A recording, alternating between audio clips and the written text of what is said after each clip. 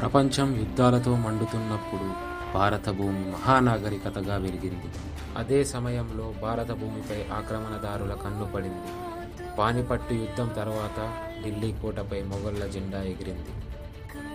మొఘలులచే హిందూ దేవాలయాలపై దాడులు జరిగాయి. ధర్మం తల వంచిన కాలం అది.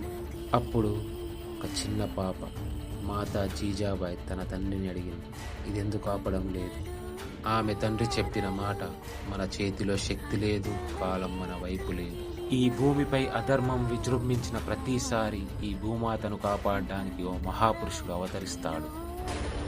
సాక్షాత్తు ఆ భవానీ పరమేశ్వరుల అంశతో మాతా జీజుబాయి గర్భాన షహాజీ భోస్లే వంశంలో ఉదయించాడు ఓ మహానుభావుడు.